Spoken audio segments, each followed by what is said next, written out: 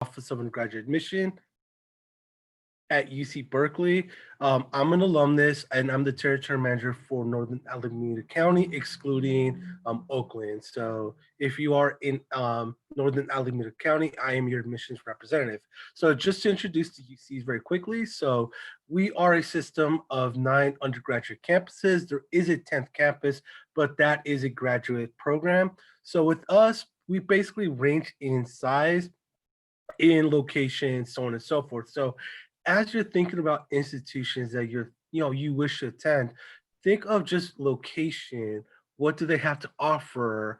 What specific you know areas are they located? Are they rural? Are they suburban? Are they urban? So kind of things to think about as you think about the UCs.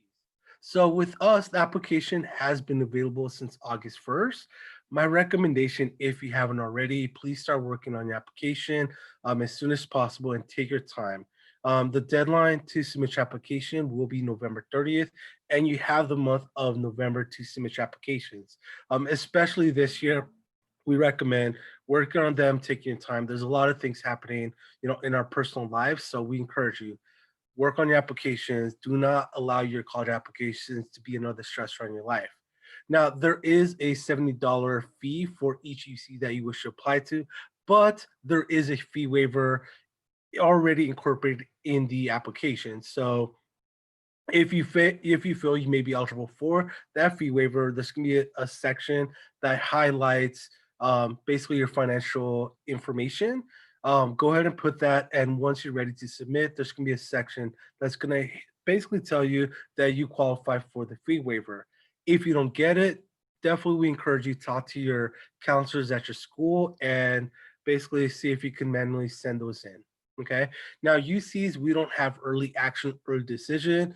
Everyone is submitting their applications in the month of November. Now, choosing your campus, as I was mentioning, see, how large the campuses are. So if you want to go into much smaller, campus, you might think about UC Merced. If you want a much larger campus, Berkeley, we have close to 40,000 students. UCLA, they tend to be a much larger campus. So kind of things to think about. Also location, so as I mentioned, where are they located? Urban, suburban, rural area, and distance from home. So are you okay? Traveling quite a distance to go to college and coming back, or do you want to attend a school that's close by, right? And of course, majors that the UCs offer. So UC, we offer a quite a array of different majors. So think about what our campuses offer and go from there. Now, these are a couple of just highlights. So 82% of our undergraduates are coming from the state of California, 40% are first generation, and of course, 28%, give or take, basically are coming from California Community College. Of course, once you're on campus, we encourage you to definitely get involved. So if you are passionate about community service, volunteer. If you're passionate about internships, get a better understanding of your area of expertise or what you hope to pursue, or jobs, take advantage of those internships and so on and so forth. And of course, we're a tier one research institution. Many UCs are. Get involved with research and try to find answers to questions that you all may have. So these are the various different support services we have throughout our system. So we want to make sure that we have these services for you all because we want you to be successful. But sometimes that may mean, going out and seeking support, right? So we have support services for undocumented for our undocumented students. For those of you who may be system impacted, have a family member who has been incarcerated, we have support services for you as well. If let's say you are former foster youth, we have a support service for you as well. So we have all these different um, departments, different support services, there for to support you. And of course, if you are dealing with mental health issues, if you're dealing with some personal matters, we have all these different support services to ensure that you are taken care of, and you have these avenues to basically go out and talk about anything that you may be dealing with. Now, going quickly into the freshman admission process. So with us, we're looking at the A through Gs, and that's going to basically inform your UC GPA, both weighted and unweighted. And that's going to be based on your sophomore and junior year of A through G completion. Okay. And of course, we have this program called the eligible in the local context, in which the top 9% of an area basically may be eligible or may be guaranteed admission into AUC. Currently, the UC that you will be, you can get guaranteed admission with ELC will be UC Merced. Now, selection. So, as we're looking at you all, we're looking at you in your context. So, where are you applying from? What are your personal, factors, academic factors, which all lead to a comprehensive review. And so these are some of the things that we consider as we are reviewing the application. So are you challenging yourself, throughout your, high school career? Are you continuing to challenge yourself even into your senior year? What is your personal context, school context? We're going to ask you for personal insight questions, in which there's going to be 8 questions, and you're going to be selecting for that you feel best represent who you are. Of course, activities, honors and awards, so on and so forth.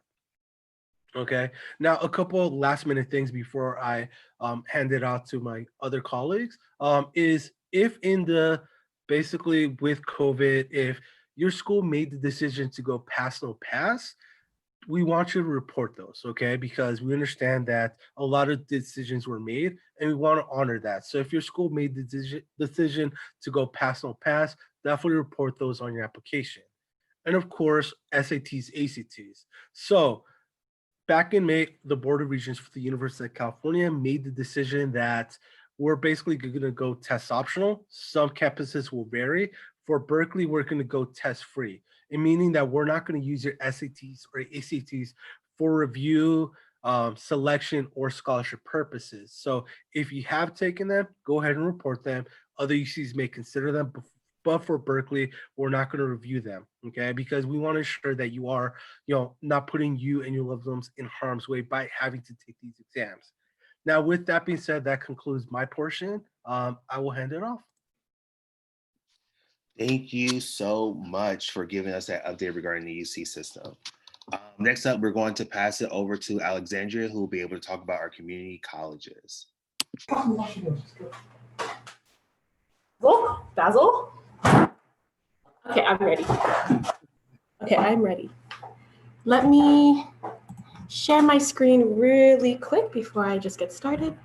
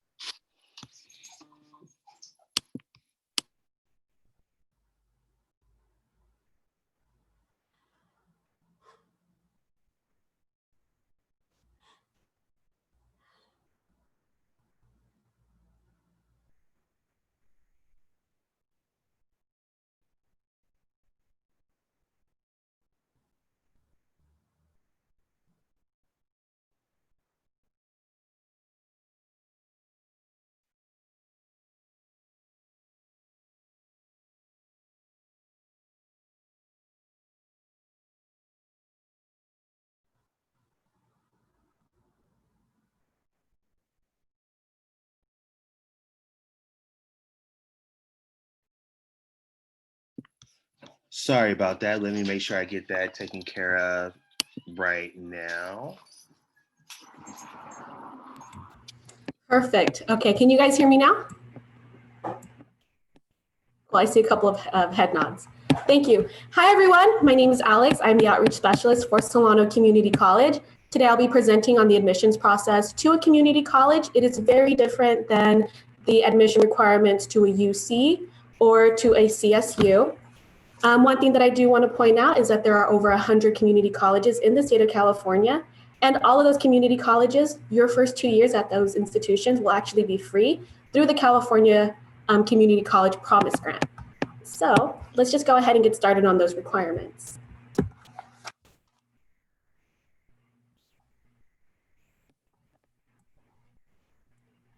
Oops, that is not correct. Give me 1 second.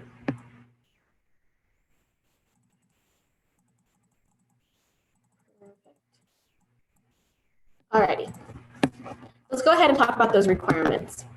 So at the community colleges, you guys have guaranteed admission with a California high school diploma, GED, or equivalent. If you are a high school student and you are interested in taking classes with us at the community college, you're actually able to do so with certain requirements. We do offer admission to out of state, but they're not always guaranteed. The nice thing about the community colleges is that we do not have any placement test, meaning that we have no ACT or SAT required.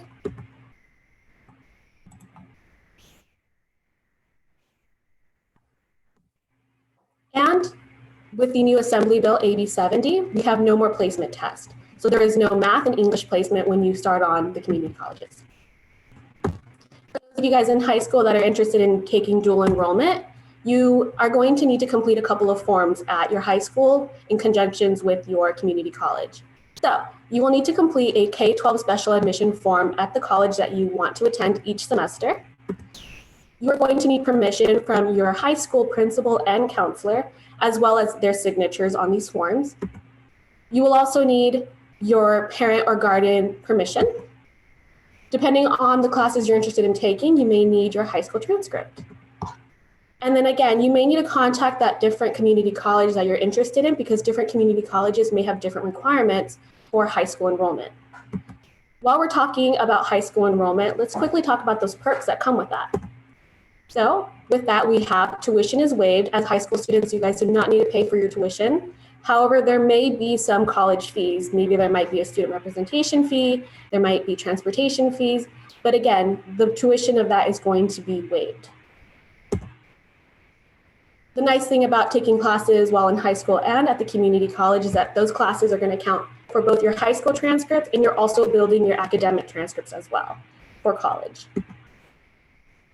And we do have students that complete all or part of their certificate degree by high school graduation. So we do have some students when they graduate high school, when they get their diploma, they're also earning their certificate, they may also be earning their associate's degree. So let's just quickly talk about that process. Alrighty, so then we have, that general process is going to be step one. We're going to apply to OpenCCC as a high school student. And OpenCCC is the Open California Community College umbrella that houses all of the community colleges that all students need to apply and create an account for first.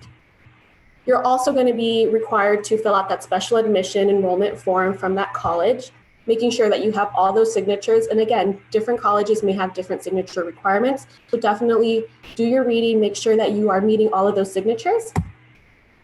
Once you have all those signatures, you're going to go ahead and submit those over to that college that you want to attend, and as well as be prepared of sharing your high school transcripts and maybe any other required paperwork.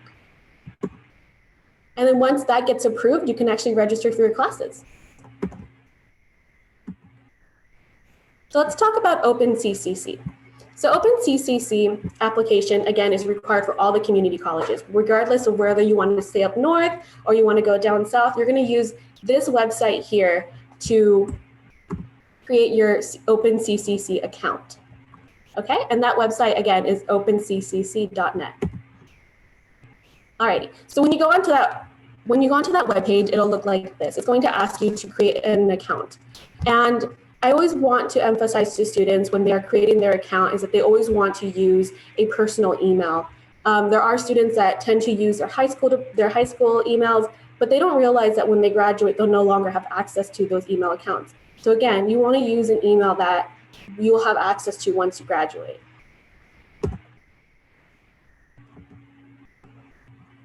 So again, every community college is going to use this application website. Again, there's over 100, we have 116 to be exact.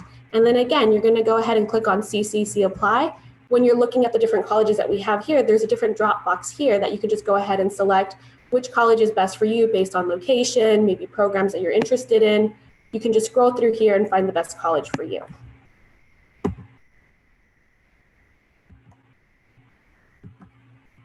What's really nice about the community colleges is that there is a range of certificates and degrees.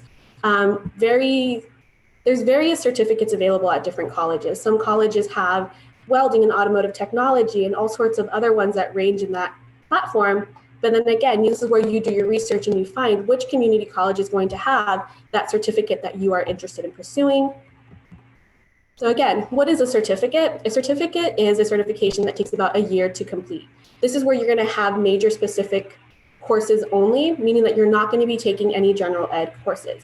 So for example, if you were interested in, let's say, automotive technology, then you'll be taking the courses just specific to automotive technology. You won't be taking any, general education like an English or a math or maybe an art appreciation. It'll be just those courses that will prepare you for that certification.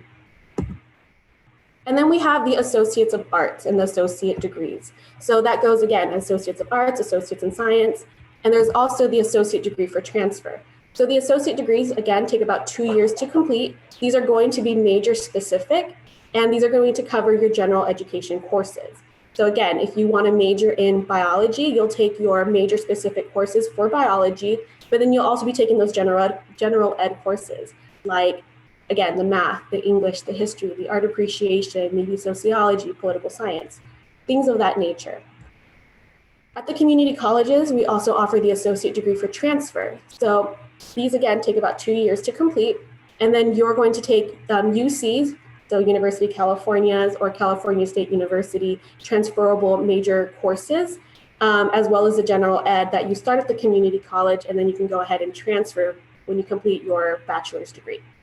We do have a presentation going more into depth about the transfer process that is going to be today at 11:10. So if you guys are interested in hearing more about that transfer process, I do advise that you guys look at your course programming and then find that link. And I don't know if anyone knew this, but there's actually the ability to get a bachelor's degree from a community college. So there are about 15 community colleges in the state of California that offer this bachelor's degree.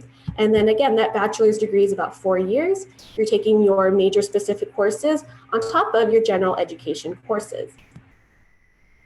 Solano Community College is one of those schools that have that bachelor's program.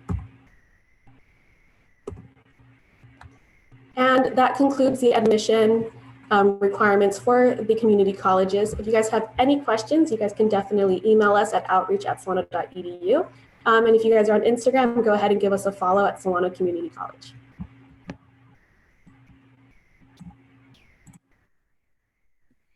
Thank you so much, Alexandria. Next up, we're going to have our representative from the CSU be able to talk about our California State Universities. So Jamie, I will unmute you at this time. Hey, good morning, everyone. My name is Jamie Robbins, and I am a pre-admission counselor from Cal State East Bay. So I get to share with you guys today some info about the California State University system.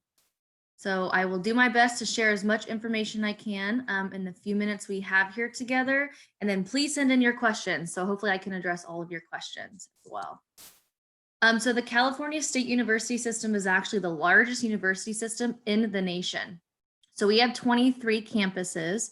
So as you can see on this map here, Humboldt State is our furthest north campus, and then our furthest south one is San Diego State. Each campus is very different. So just like my UC colleague was mentioning, we have campuses, that are smaller in size with student population and larger. At East Bay, we have just under 16,000 students.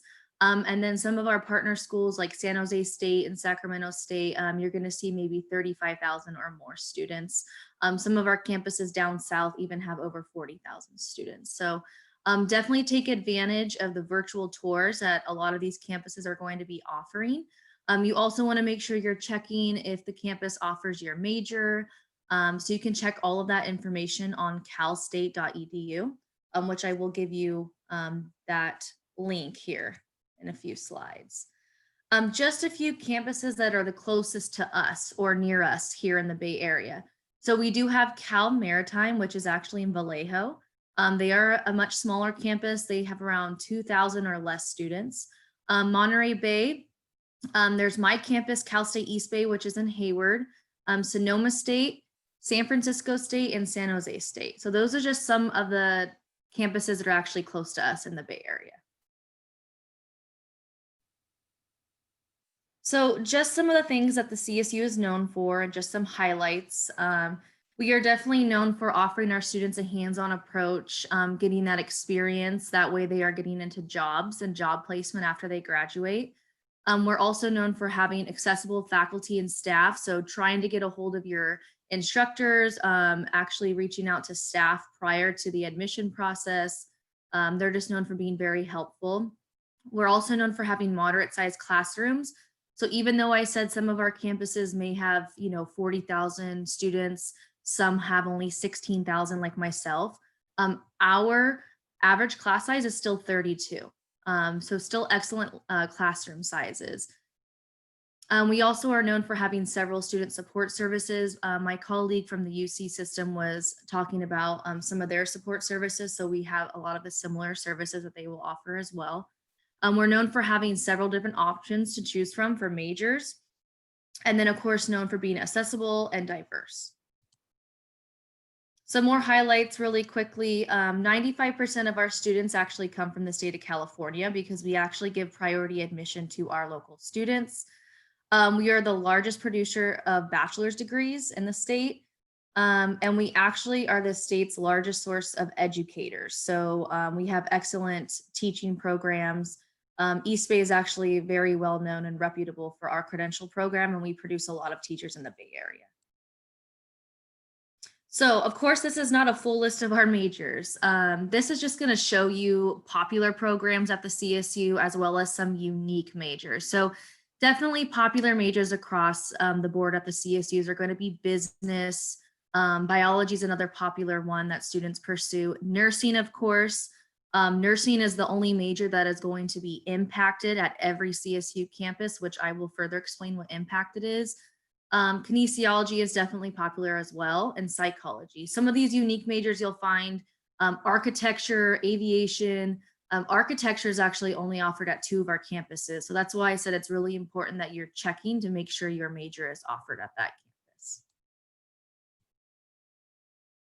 So like I said, impaction is a word that you're going to hear when you hear people talking about the CSU system, right?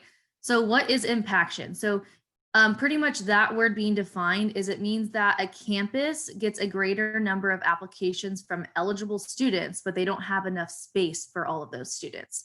So it's a capacity issue. So a campus can be impacted for first-year freshmen.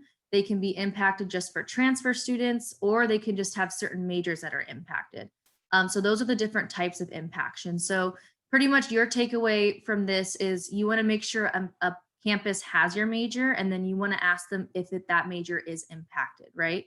Because if it is, that means that just because you meet the minimum admission requirements, it doesn't mean that you're actually going to get into that program. It can be more competitive. Another good thing to know about impaction is that local students will get priority. So for example, Alameda County is a priority admission area for East Bay. So each campus, if you're looking at San Diego State, students up here in the Northern California area, you're not going to get local admission priority, right? That's for their students down there. So you can search on the website for where you would be considered a local student and where you'd get priority. And then every CSU campus has at least one impacted major. Like I mentioned before, it's going to be nursing. That's actually East Bay's only impacted major. We don't have any other impacted major besides nursing. So like I said, a lot of the popular majors on campuses that are impacted, it's going to be nursing for sure. You'll see campuses with biology that's impacted. Psychology is a popular one. So definitely take advantage of the calstate.edu website, and you can search each campus and what majors impacted there. Really quick, here are 7 campuses that are fully impacted. So what that means is that every major they offer is impacted. They're fully impacted for first-year freshmen and transfer students. Just so you guys have this information when you're going to apply. This can change from throughout the year, so you just want to make sure you're checking. But these are the 7 campuses in the Cal State system that are fully impacted, just for your guys' knowledge. The only one in our area, as you can see, is San Jose State. A lot of them fall down south, and then Fresno, which is in Central California. So our admission requirements, they're going to be different this year. And notice at the top, I put fall 2021. So this is for you current seniors. The reason I'm saying that is because of the pandemic, we did change a few things this year because every Cal State is no longer requiring the SAT or ACT for admission purpose. Once again, that is for every campus in the CSU. They will not be using the ACT or SAT for admission. So pretty much to be eligible, you need to graduate from high school, you need to complete the A through G pattern, and you need to earn the qualifying A through G GPA. So if you have a 2.5 or higher, that's going to be considered CSU eligible. If you have below a 2.5, so if you're falling between the 2.0 and 2.49 GPA, you will require a supplemental factor to be admitted. And then once again, if the school is impacted, just because you have that 2.5 GPA doesn't guarantee you admission, right? So that's why you got to check to see if the school is impacted. But the biggest takeaway here is no standardized testings are going to be used for admission purposes. So it's going to be supplemental factors this year. So if you guys want to know what examples that campuses are using for supplemental factors, remember if you have between the 2.0 and 2.49 GPA, these are examples of what campuses are using. So if you've taken additional A through G classes, like a fourth year of math, you would get more points. Some campuses are considering income. If you're at a certain lower income threshold, you'll get more points. If you're involved in extracurricular activities, if you are working at least part-time, if you're involved in educational programs at school like AVID, Upward Bound. So these are examples of what campuses are using.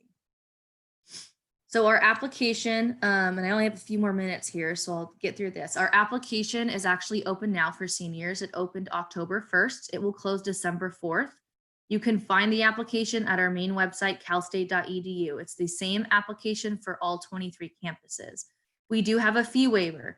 So there's a series of questions you will be asked on the application. And if you get that fee waiver, you will get 4 free applications to 4 campuses. Make sure you're applying to EOP on the application if you're eligible. EOP is a very specific exclusive program for the CSU system. It is for first generation low income students. A lot of benefits of that program. And then of course, pay attention to certain campuses requirements if they're impacted. On the last section of the application, they might have certain questions they'll ask you just for that campus. So we don't have essays or any of that. On our application. So it's going to be based on your academic coursework. And then of course, there's going to be some questions to ask you those supplemental factors this year. Average tuition for CSU campuses, it can be around $7,500 a year for full-time students. Some campuses are on the cheaper end of that, like East Bay at $7,000. Housing costs will average $12,000 to $16,000 per year. Once again, that will depend on the campus. So make sure you're looking up on their websites, their exact costs. These are just average. And then really quick, like I was mentioning earlier, please visit the calstate.edu website. It's going to be right here. A lot of good information. So it's going to go over what I was previously talking about with Impaction. You can look up the cost of different schools. You could look up if your major is offered there, and they will also offer campus highlights too. All right.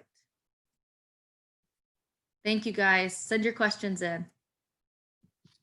Thank you so much, Jamie, for talking about our CSUs. Like Jamie said, definitely please continue to send in your questions. We will definitely go over them in our Q&A section. But last but not least, we have Dorian up next, who will be able to tell you a little bit more regarding our private schools. Thank you. I'm going to go ahead and share my screen.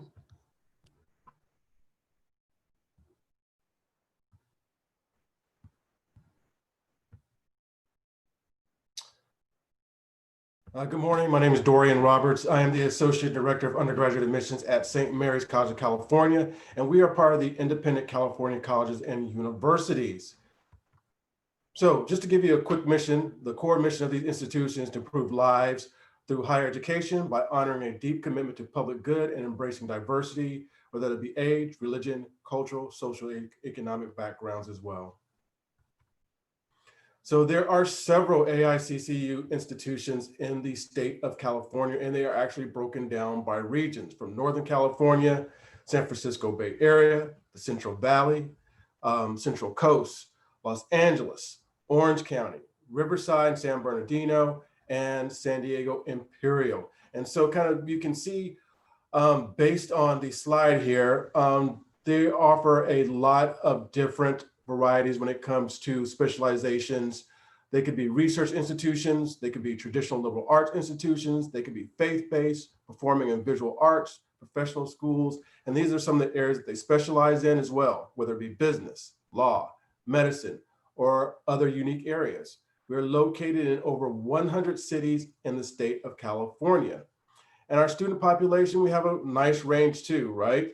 So we have about 42,000 students at the University of Southern California.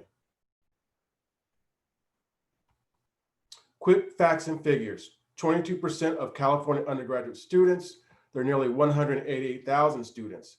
58% of California graduates, which is about 165,000. 40% of AICCU institutions are Hispanic serving institutions, and St. Mary's College of California is actually an HSI institution as well. Annually, there are about 7,100 transfer students. On total, we host about 300 or just a little over 300,000 students. 72% of students receive financial aid. 81% of AICCU institutions are yellow ribbon institutions as well. We produce 21% of California's bachelor's degrees, and we produce 53% of California's master's degrees. So there is an AICC school, CCU school for everyone, right? A large, medium, or small campus, religious affiliation or non-religious, many areas of study, different athletic programs, varied admissions requirements, bachelor's, master's, doctoral programs, professional degree programs, credential and certificate programs. So it's really going to be up to you to do your research and find out which school is going to be the best fit for you. It could be depending on size, it could be based on religious affiliation, obviously your department of study, right? And additional degrees that school may offer as well. Right, choose the best campus, choose the campus that's going to be the best fit for you, right? Campus life, what type of activities does that specific campus have? Check out the clubs and organizations. What type of events do they hold? Check out the athletics, housing, right? Whether residential or is the college primarily a commuter school? At St. Mary's, first-year students are required to stay on campus because we just really want to create a really unique community for first-year students. Location, right? Whether that college is in a rural location or an urban location, right? Kind of makes a difference depending on who you are as a student, right? What you're looking for. And so they have majors, right? Liberal studies or specialized majors, we have them both. Resources, tutoring, also additional support services. Again, the size of the campus. At St. Mary's, we have about 3,800 students, about 2,500 students make up the undergraduate class. So we are a small school and we're also Division I school as well. What can I study? Well, here's just a small portion of the example of what you can study at an AICCU institution, right? Aviation, business administration, communication, education, engineering, computer and science, film, television and media, languages, medicine, music, nursing, physical therapy, political science, social sciences, and many more. Type of admissions, right? So we have regular decision, which is a non-binding, and then you have early action. At St. Mary's, we have both. We have regular decision and early action. The regular decision deadline is January the 25th, and early action deadline is November the 15th. And early action just means that you're applying early and you'll receive your notice early of whether you've been admitted to St. Mary's. Typically, our students who are applying early action to St. Mary's, they are notified of whether they're being admitted sometime around Christmas. So it's a great Christmas present for students and parents to find out that they've been admitted to the institution. Some institutions have early decision, right, which is a binding agreement, and some actually have rolling admissions. So the admissions is going to vary from campus to campus. I can say right now at St. Mary's, we are test optional as an institution when it comes to the ACT and the SAT, right? So you're no longer required to be able to submit those. For some of you who have already taken them, you can submit your scores in support of your application. And so there's an essay, right? Students have to fill out the common application. There's also an SMC application that's specific to our institution. So there's an essay that all students must complete, right? And it's really important because that gives the institution an opportunity to be able to learn more about you other than your test scores and then your GPA. Letters of recommendation, those are going to be required. For St. Mary's, we only require one letter of recommendation, and that's through the common application. But I see students somewhere submit either 2 or 3, and they need to come from a teacher or a high school counselor. It needs to come from somebody who can actually attest to your academic abilities, right? Some programs and for admissions, they're going to require a portfolio. And obviously you have to submit a set of official transcripts, right? Making sure that you meet the A through G requirements for admissions. So there are going to be different types of financial aid, right? It's going to be based on the institution. So there are merit-based scholarships, and we have merit-based scholarships at St. Mary's that run from $7,000 to $30,000. They're awarded at the time of admissions, and they are renewable all 4 years. There's need-based, right? Free financial aid for FAFSA or the DREAM Act application. Talent-based scholarships, right? Whether it be athletics, music, debate, major specific. We issue actually departmental scholarships at St. Mary's. So I encourage anyone who's applying to St. Mary's to make sure that you are completing a departmental scholarship. Last year was the first year that we actually gave full ride scholarships to students from departmental scholarships. There's also financial aid from the state, right? You have Cal grants, right? Private independent must have a 3.0 GPA. Range close to around just a little over 9,000. And you see other grants that are going to be available as well. And so we have federal, right? From you need to submit a FAFSA. There are Pell Grants that are also going to be available. And there's work study. So if you're a student and you want to work on campus, the position that you're applying for might be a work study position. In order for you to be eligible for that position, you need to have a FAFSA submitted to the financial aid office. And obviously there are loans as well. And one thing I always encourage students to do is make sure that you're completing external scholarships, right? That's free money as well.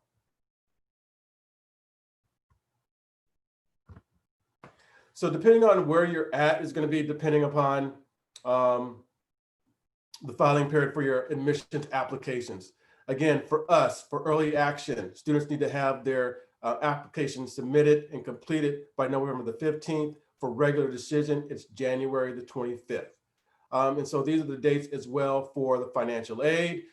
Make sure that you have that information. Make sure that you have your information completed and submitted on time. Typical period for admissions notifications is going to be November 15th through April 1st. Actually, it's going to be dependent upon the institution. Typical period for financial aid offer letters are going to be between February 15th and April 1st as well. The national candidates reply date is going to be on May the 1st. And I know last year, due to COVID, we made some adjustments and we extended our dates and began providing students and families an opportunity to make a decision on where they wanted to attend a little bit later. And so, again, it's going to be based on the institution. So here are some tips. Visit colleges and find the right fit for you. Apply early and visit again. Due to COVID, we are not having on-campus visits, but you can visit remotely, right? So we do have virtual campus visits that can be found on our college website. Submit the documents on time. Attend a financial aid workshop like Cash for College. Continue working hard throughout your senior year and enjoy the process. So that concludes my presentation. Thank you so much, Dorian. And thank you to all of our panelists who were able to talk about their respective systems for our participants today. For this last 8 minutes, we will go into our Q&A section. And so we have some questions on our end that we will definitely be asking all of you to answer. And so our very first question is going to be, do you have to have, as a student, does the student need to have a specified GPA? Dorian, if you could answer that question first, and then I'll make sure to unmute our other participants as well, our other panelists, so then that way they can also answer that question. Sure. I'm hesitant to say that we have a specified GPA, but what I can tell you that students that are applying and being admitted to St. Mary's typically we see a GPA between a 3.3 and a 3.8. Obviously, we see GPAs that are going to be on the higher end as well, and maybe some just a little bit lower than the 3.3. But on average, for independent college and specifically St. Mary's, the average GPA for students who are applying and attending is a 3.5 GPA. Thank you. Emilia, if you would be able to answer for the UC system. Absolutely. So basically with us, we want you to have a minimum of a 3.0 GPA just to be eligible. Depending on the UC, basically we are doing a comprehensive review, holistic review. So we take all these things into, we take all the factors I mentioned earlier into consideration, but just to be eligible, we encourage at least a 3.0. Of course, the higher, the better. Yeah. And Alexandria. She's muted. Oh no. Or Jamie, in the meantime, if you can answer this question as well, and I'll make sure. Yeah. So for the CSU system, like I discussed, the 2.5 is usually what most campuses are using for eligibility. So if you have the 2.5, you kind of know that you're going to get into a non-impacted campus. So like at East Bay, any of you guys, since you're local to us, if you have the 2.5 GPA, you're guaranteed admission to my school since we don't have impacted majors for you guys. We will accept somebody under a 2.5. The bare minimum is a 2.0, but remember, if you fall between the 2.0 and 2.49 area, you have to have supplemental factors. So 2.5 is usually which most campuses are using as a baseline, just because it's up to them to decide what factors you'll need if you fall below 2.5. So if you're between 2.0 and 2.49, you need a supplemental factor. So 2.5 is what you want to aim at.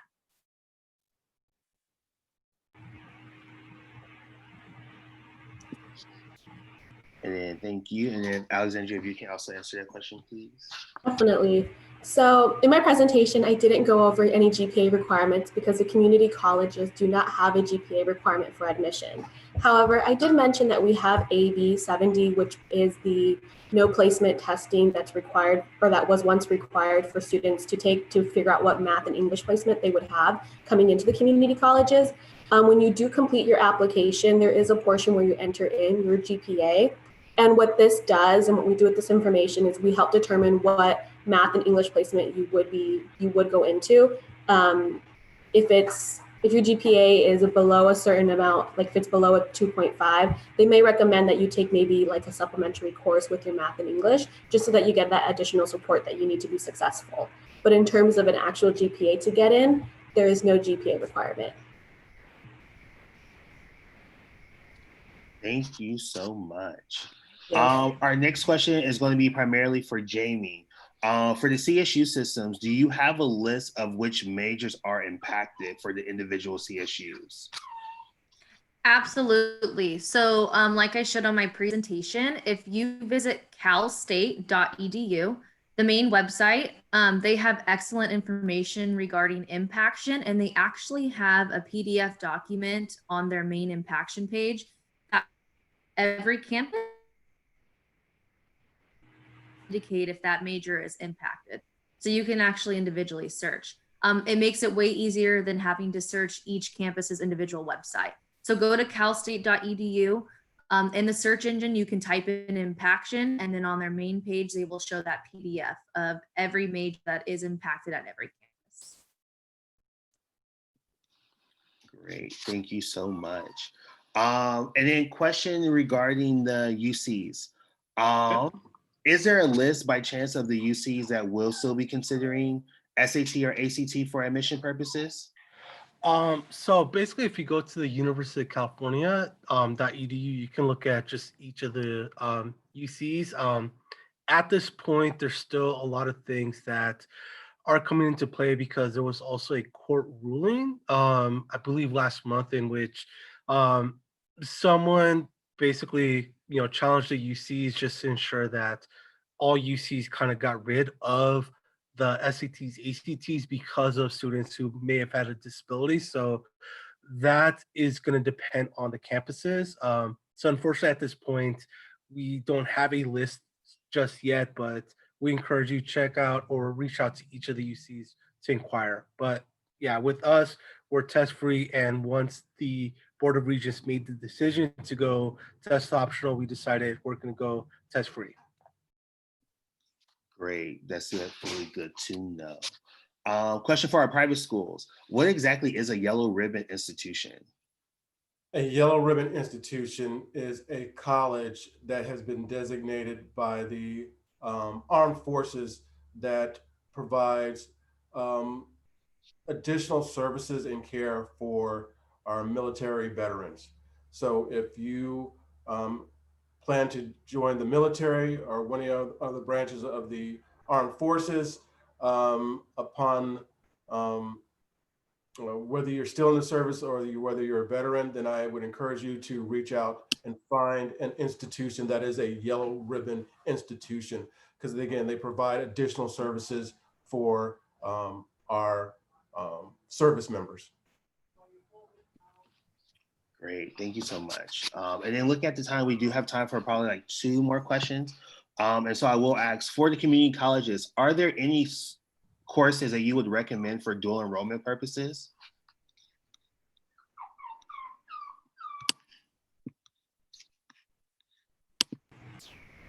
Okay, can you guys hear me? Perfect. Are there any courses that I would recommend for dual enrollment purposes? I want to say that depending on which high school you attend, different high schools may have classes that they will not allow you to take at the community colleges if they offer it at their high school. So when you do that dual enrollment form, when you meet with your counselor and principal to get those signatures, you do want to bring up that conversation and ask, what classes can I take at the community college? Will you guys sign off for? They won't usually sign off for courses that they offer at the high school. But outside of that realm, again, different colleges are going to have different limitations on classes that high school students can take. I know at our college, students can't get started on cosmetology, but there are some, I think one of our most popular ones actually would be like ASL, American Sign Language. I do see a lot of students go into that introductory course for for EMTs, which is basic life support. That's a pretty popular one. And I think what I really, really do recommend is if you're interested in getting a certification, even if you weren't interested in getting a certification, coming out of high school with that certification, again, makes you much more marketable. When you start working, you can go ahead and slap that on your resume and say that you are certified, whether you are, you started taking automotive technology or you started taking office technology courses. There's a wide range of classes that you can take. There are courses that you can't take. That's where you have that conversation with your high school counselor, but definitely look at the certification courses. I think those are very, very helpful. Right. Thank you all so much. I just realized that we are a little bit over time, so we won't be able to answer all of the questions that y'all have been asking, but we'll definitely make sure to try to share that information with you all as we move forward. Thank you to our panelists for being able to share a little bit more about your system that you represent, as well as a little bit more about the campus that you are working with as well. But thank you so much. At this time, it is 10:11. Our next workshops will be beginning in about the next 9 minutes, so at 10:20. So definitely thank you all again. Please refer to the program, whether it's through email if you registered, or if you go to our website, which is eastbayconsortium.org, and you'll be able to see which workshops we are hosting next. All right, I will leave this Zoom link open for about the next 2 minutes, just in case if you have any logistical questions, but to prepare for our next workshop, I will have to end it at about 10:13 or 10:14 actually. But once again, thank you all so much for joining us today, and we look forward to the remainder of this morning.